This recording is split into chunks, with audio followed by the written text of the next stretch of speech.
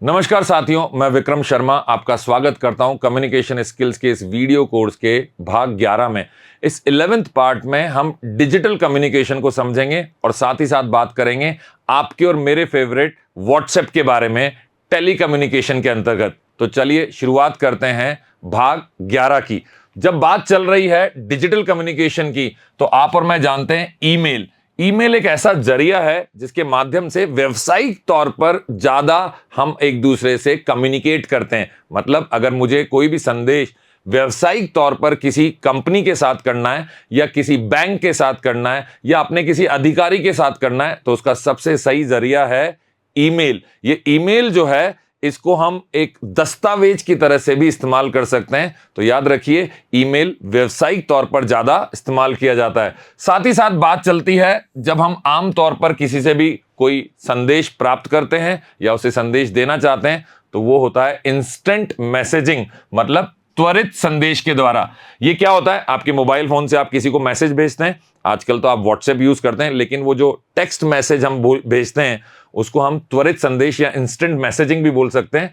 दूसरा है social media के माध्यम से भी लोग एक दूसरे के साथ कम्युनिकेट करते हैं। इंस्टाग्राम पे हमें कोई संदेश प्राप्त होता है या फेसबुक पे हम कोई कमेंट करते हैं, यह भी एक कम्युनिकेशन का जरिया है। तो ये सोशल मीडिया भी डिजिटल कम्युनिकेशन के अंतर्गत आता है। फिर आता है वीडियो कॉन्फ्रेंसिंग।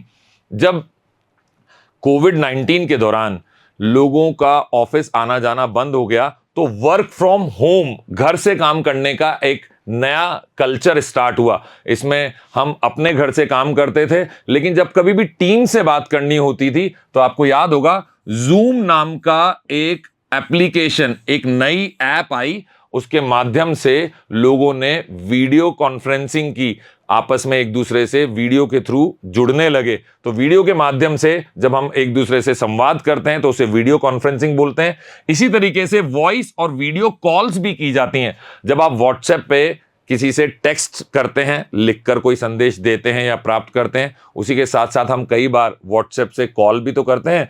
तो ये वीडियो कॉल्स या वॉइस कॉल्स सिर्फ व्हाट्सएप से ही नहीं होती, और भी कई जरिए हैं। अगर आपके पास आईफोन है तो वहां पर फेस टाइम किया जाता है। ऐसे ही स्काइप नाम की भी एक एप्लीकेशन है जिसके माध्यम से आप वीडियो कॉल कर सकते हैं। गूगल मीट के भी वीडियो कॉल की जा सकती है।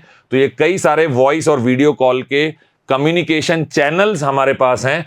फिर आता है ऑनलाइन कोलैबोरेशन प्लेटफॉर्म्स। ऐसे कई सारे ऑनलाइन कोलैबोरेशन जहां पे सहयोग के तौर पे बहुत सारे लोग एक ऑनलाइन प्लेटफॉर्म को ज्वाइन करते हैं। वो एक दूसरे को जान भी सकते हैं, एक दूसरे से अनजान भी हो सकते हैं, लेकिन वो मैसेज का, संदेश का आदान प्रदान करते हैं एक कॉमन प्लेटफॉर्म पर जाकर।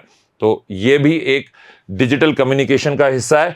फिर आते हैं हमारे पास ब्लॉग्स एंड व्लॉग्स। ब्लॉग्स जानते हैं, जब कभी भी आप इंटरनेट पर जाकर अपने किसी विशेष विषय के ऊपर कोई जानकारी लेना चाहते हैं तो आपको पूरा आर्टिकल लिखा हुआ मिलता है, उसको बोलते हैं ब्लॉग। लेकिन यही आर्टिकल अगर कोई वीडियो के तौर पर बनाए, मतलब पूरी जानकारी वीडियो के माध्यम से दें, तो उसे बोलते हैं व्लॉग। तो व्लॉगिंग भी आपने कई यूट्यूब पर ऐसे चैनल देखे होंगे जहां लोग कोई भी जानकारी साझा कर रहे हैं, कहीं वो घूमने गए हैं, उस पूरी जगह के बारे में बता रहे हैं, अपने अनुभव के बारे में बता रहे हैं, तो उसको व्लॉगिंग कहते हैं। फिर आता है पॉडकास्ट। मेरा खुद का भी एक पॉडकास्ट का चैनल है, लेकिन आपने भी बहुत सारे पॉडकास्ट चैनल सुने होंगे जहां पे दो लोग कैमरा के सामने बैठे होते हैं, एक सवाल करता है, दूसरा जवाब देता है, और इस तरीके से साझा की जाती है जानकारी उन दोनों के बीच में भी, और डिजिटल कम्युनिकेशन या किसी भी सोशल मीडिया के माध्यम से आपसे भी। आपने जरूर बहुत सारे पॉडकास्ट देखे होंगे, ऐसा मैं उम्मीद करता हूं। इसी के साथ साथ बात आती है वेबिनार्स की और ऑनलाइन इवेंट्स की।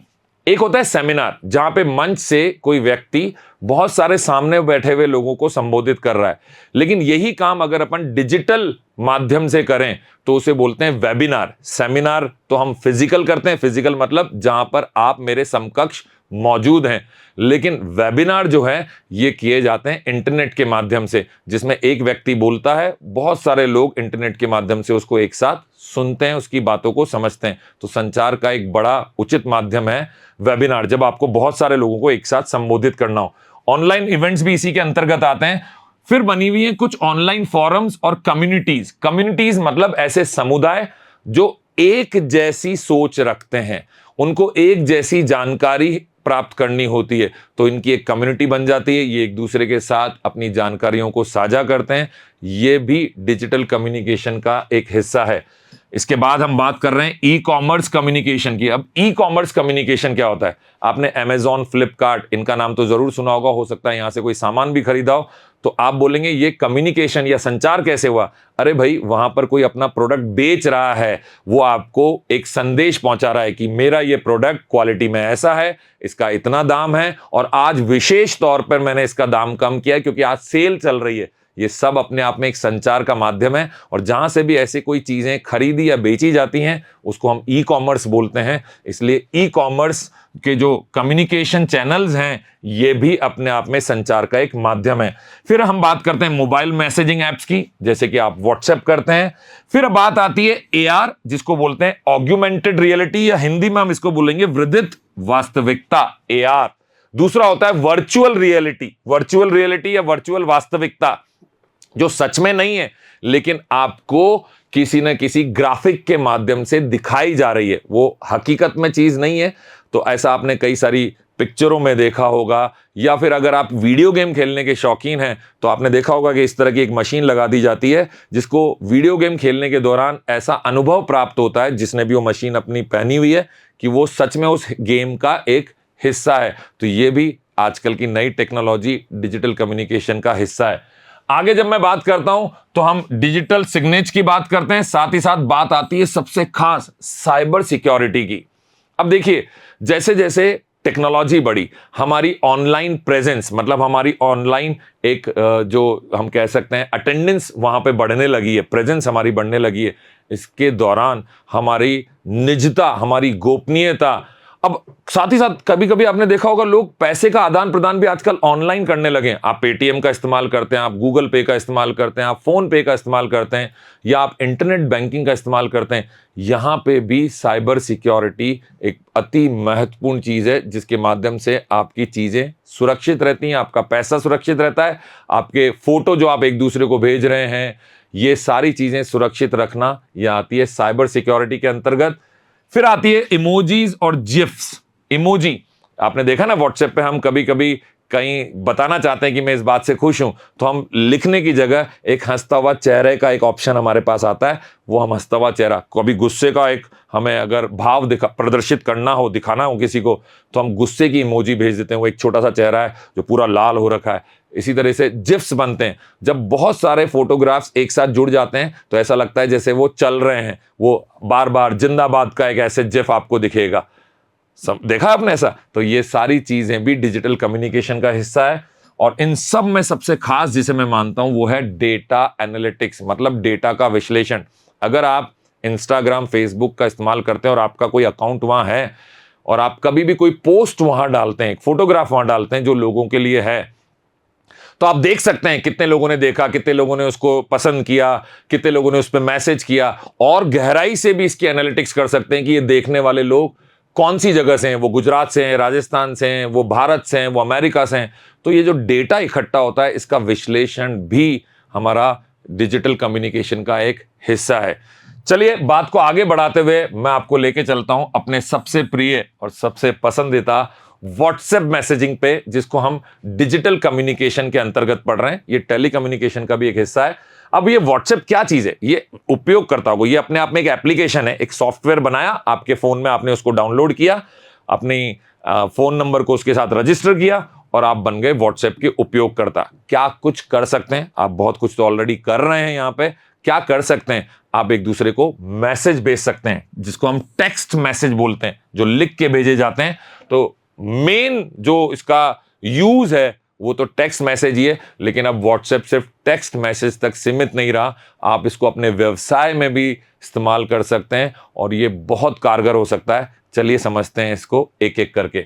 तो जब हम व्हाट्सएप की बात करते हैं तो जो उपयोग करता है, आप भी और मैं भी, ये सीधे संदेश टाइप कर सकते हैं, या खुद को व्यक्त करने के लिए इमोजी, स्टिकर या जिफ का उपयोग भी कर सकते हैं। मतलब सिर्फ लिख के ही नहीं, आप स्टिकर के माध्यम से, एक जिफ के माध्यम से, एक इमोजी के माध्यम से आप अपनी संदेश को दूसरे तक पहुंचा सकते हैं। इसके साथ साथ आप अपना संदेश डिलीवर करने के लिए उसमें फोटो जोड़ सकते हैं, कोई वीडियो भी आप एक दूसरे के साथ साझा कर सकते हैं।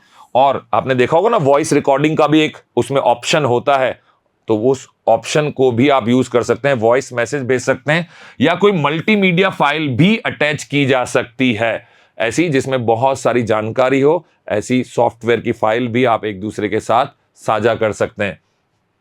व्हाट्सएप में आपको टेक्स्ट मैसेजिंग के अलावा व्हाट्सएप जो है वो इंटरनेट कनेक्शन के आधार पर आपको वॉइस और वीडियो कॉल का समर्थन करता है। मतलब आपके पास एक एक्टिव इंटरनेट कनेक्शन है, जो कि सक्रिय इंटरनेट कनेक्शन आपके फोन में है, आपके पास इंटरनेट की सुविधा है, तो आप एक दूसरे से फोन पर बात कर सकते हैं, वीडियो कॉल कर सकते हैं, वॉइस कॉल कर सकते हैं जिसमें सुन सकते हैं, वीडियो कॉल में आप एक दूसरे को देख भी सकते हैं। ये सब तो बड़ी कॉमन सी बातें हैं जो हम सब जानते हैं। लेकिन जब आगे बढ़ते हैं तो उपयोगकर्ता जो है वो पारंपरिक फोन नेटवर्क, जो आपका मोबाइल का नेटवर्क होता है, एयरटेल, जियो, वोडाफोन, इसके सिवा आप इंटरनेशनल कॉल भी कर सकते हैं बिना किसी शुल्क के, बिल्कुल निशुल्क। बस आपके पास क्या होना चाहिए? एक सक्रिय इंटरनेट कनेक्शन होना चाहिए। तो व्हाट्सएप आपके पैसे भी बचा रहा है। सिर्फ इंटरनेट का खर्चा आपका जो 200-300 रुपए का एक महीने का होता है, उससे आप पूरे विश्व भर में कॉलिंग कर सकते हैं, वीडियो कॉल, ऑडियो कॉल, एक दूसरे को संदेश भेज सकते हैं। धीरे धीरे हम कई और नई बातें यहां जानेंगे। व्हाट्सएप जो है उपयोगकर्ताओं को कई प्रतिभागियों के साथ समूह चैट बनाने में सक्षम बनाता है। अब बात चल रही है ग्रुप चैट की। तो आपका एक परिवार का ग्रुप बना होगा, जहां पर सुबह सुबह कोई जय श्री कृष्णा भेजता होगा, या वहां पर किसी एक के जन्मदिन पर सब एक साथ बधाई भेजते होंगे। तो ग्रुप जब बनाया जाता है व्हाट्सएप पे, ये उन लोगों का बनता है जो एक दूसरे को जानते हैं। सभी लोग एक दूसरे को जानते हैं, या इनसे एक दूसरे को पूर्णतया अगर ये लोग नहीं भी जानते, जैसे ऑफिस का ग्रुप बनता है, स्कूल का ग्रुप बनता है, तो भी अगर इन दोनों को या उस ग्रुप में जुड़े हुए तमाम लोगों को एक दूसरे के बारे में जानकारी मिल जाए, एक दूसरे का नंबर भी मिल जाए, तो इसमें कोई हानि नहीं है। ऐसे लोगों को ग्रुप में जोड़ा जाता है। इसको और गहराई से समझेंगे जब मैं आपको बताऊंगा ब्रॉडकास्ट लिस्ट के बारे में। आगे मैं आपसे बात करूंगा इस टेलीकम्युनिकेशन, व्हाट्सएप टेलीकम्युनिकेशन के, कि जो समूह के सदस्य हैं, ये संदेशों का एक दूसरे के साथ, वो जो ग्रुप में एक साथ जुड़े हुए हैं, ये संदेश एक दूसरे को भेज सकते हैं। सभी लोग उसमें संदेश डाल सकते हैं। ऐसा भी किया जा सकता है कि संदेश सब न डाल सकें, सिर्फ चुनिंदा लोगों को ही उसमें अनुमति दी जाए। वो भी हम बात करेंगे। इसको हम बोलते हैं एडमिन। आपको याद है ना, हर ग्रुप का एक एडमिन होता है। हो सकता है एक आधा ग्रुप के एडमिन आप भी हो। तो जो भी मीडिया फाइल्स हैं, ये साझा की जा सकती है। समूह के भीतर सभी लोग एक साथ ग्रुप कॉल भी कर सकते हैं। ग्रुप वॉइस कॉल भी हो सकती है, ग्रुप वीडियो कॉल भी हो सकती है। अभी हाल ही में हमारे एक दोस्तों का जो एक ग्रुप बना हुआ है, उनमें हमने डिसाइड किया, निर्णय लिया कि साहब हर सैटरडे को हम एक वीडियो कॉल करेंगे। हर शनिवार की रात को हम एक वीडियो कॉल करेंगे, जिसमें सारे दोस्तों की चेहरे दिखेंगे, सब एक दूसरे से बातचीत कर पाएंगे। यह कहां मुमकिन है? ग्रुप की वीडियो कॉल में यह मुमकिन है।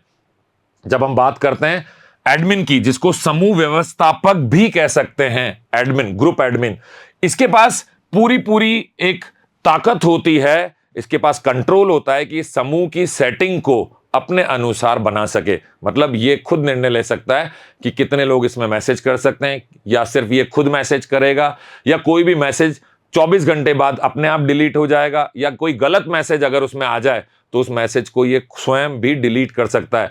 तो जो भी अनुमतियां देनी है, जो भी नियंत्रण करना है, ये ग्रुप का व्यवस्थापक उसमें निर्धारित कर सकता है। तो याद रखिए, अगर आप किसी ग्रुप के एडमिन हैं तो आपको यह देखना होगा कि कौन सी अनुमति आपने ग्रुप के लोगों को दी है और कौन सी अनुमति आपको नहीं देनी है। व्हाट्सएप के जो यूजर होते हैं, जो उपयोग करता हैं, इनके संचार को सुरक्षित और गोपनीय रखने के लिए एंड टू एंड एन्क्रिप्शन किया जाता है। क्या होता है end to end encryption? End to end encryption का मतलब है कि मैंने आपको मैसेज भेजा, तो यह मैसेज सिर्फ आपके और मेरे बीच में ही है, इसको कोई और तीसरा नहीं पढ़ सकता। खुद व्हाट्सएप के लोग भी नहीं पढ़ सकते। जो व्हाट्सएप कंपनी जिनकी है, वो कंपनी भी आपके और मेरे मैसेज को नहीं पढ़ सकती। ये हमारी गोपनीयता को बनाने के लिए अति आवश्यक है। तो ये व्हाट्सएप हमें ये सुविधा देता है कि हम जो भी एक दूसरे से बातचीत करते हैं, फोटो शेयर करते हैं, ये सब गोपनीय बने रहें, हमारी निजता का ध्यान रखता है। इसको ये बोलते हैं एंड टू एंड। एक मैं एंड हूं, दूसरा एंड आप हैं। End to end encryption. Encryption का मतलब है आपके और मेरे बीच में ही निहित रहेगा। ये व्हाट्सएप उपयोगकर्ताओं को अपने संपर्कों के साथ टेक्स्ट, फोटो, वीडियो, जिफ के रूप में स्टेटस अपडेट करने का एक ऑप्शन देता है। आपने देखा होगा लोग व्हाट्सएप पे स्टेटस लगाते हैं। मान लीजिए आप घूमने के लिए गए अयोध्या, और जब आप अयोध्या पहुंचे तो आपने मंदिर के सामने एक बढ़िया फोटो खींचा और उसको लगा दिया अपने स्टेटस पे। अब जो भी लोग आपके कॉन्टैक्ट लिस्ट में हैं, जिनके नंबर आपके पास आपके मोबाइल में हैं, या जिनके भी नंबर आप, जिन लोगों के पास आपके नंबर हैं और आपके पास जिनके नंबर हैं, ये आपकी और उनकी कॉन्टैक्ट लिस्ट हो गई। तो ये लोग जो व्हाट्सएप पे जुड़े हुए हैं, ये आपका स्टेटस देख सकते हैं और इस स्टेटस के माध्यम से जान सकते हैं कि आप इस वक्त कहां पर हैं या आप कहां गए हुए थे। इसमें और भी कई सारी चीजें हैं स्टेटस के माध्यम से जो हम एक दूसरे के साथ साझा कर सकते हैं। खास बात यह, स्टेटस जो है व्हाट्सएप पे, ये 24 घंटे के अंदर अंदर, मतलब 24 घंटे तक रहता है, उसके बाद ये अपने आप गायब हो जाता है, डिलीट हो जाता है। आप इससे दैनिक जीवन के क्षणों को साझा कर सकते हैं, आप अपने विचारों को साझा कर सकते हैं, आप क्या सोच रहे हैं, आपकी क्या भावनाएं हैं, ये आप उस जगह पर उसी प्रकार का एक इमेज, एक फोटोग्राफ लगा सकते हैं, एक वीडियो लगा सकते हैं, एक जिफ लगा सकते हैं, और इस तरीके से अपने दोस्तों से या अपने परिवार के साथ साथ आप और भी जानकार लोगों से अपना आज जो चल रहा है इन 24 घंटों में उसका अपडेट साझा कर सकते हैं। व्हाट्सएप का एक और खास बात, अगर आपने कभी इस्तेमाल नहीं किया तो व्हाट्सएप वेब और डेस्कटॉप का वर्जन भी आता है। मतलब व्हाट्सएप जो है मोबाइल में ही नहीं, आप अपने कंप्यूटर में भी चला सकते हैं। अब कंप्यूटर में क्यों चलाना है, कंप्यूटर को तो सब जगह नहीं ले जा सकते, तो सब जगह ले जाने के लिए तो मोबाइल है। लेकिन आप ऑफिस में बैठ के अगर घंटों काम करते हैं और उसी कंप्यूटर में मान लीजिए आपकी टीम का कोई दूसरा व्यक्ति भी काम करता है, तो ऑफिस का जो व्हाट्सएप नंबर है उसको आप व्हाट्सएप वेब पे उस कंप्यूटर पे खोल सकते हैं। तो सबसे पहले तो आपको एक बड़ी स्क्रीन मिलती है, उस बड़ी स्क्रीन के साथ साथ आपको मिलता है कीबोर्ड, और सुविधाजनक तरीके से आप संदेश भेज सकते हैं और प्राप्त कर सकते हैं। तो व्हाट्सएप वेब के लिए आपको इंटरनेट पे जाके व्हाट्सएप वेब लिखना होगा, फिर वो जो उसको खोलेंगे तो आप अपने मोबाइल से उसको स्कैन करेंगे, वहाँ एक QR कोड आएगा, उसको स्कैन करने के बाद आपका व्हाट्सएप वेब लॉगिन हो जाएगा।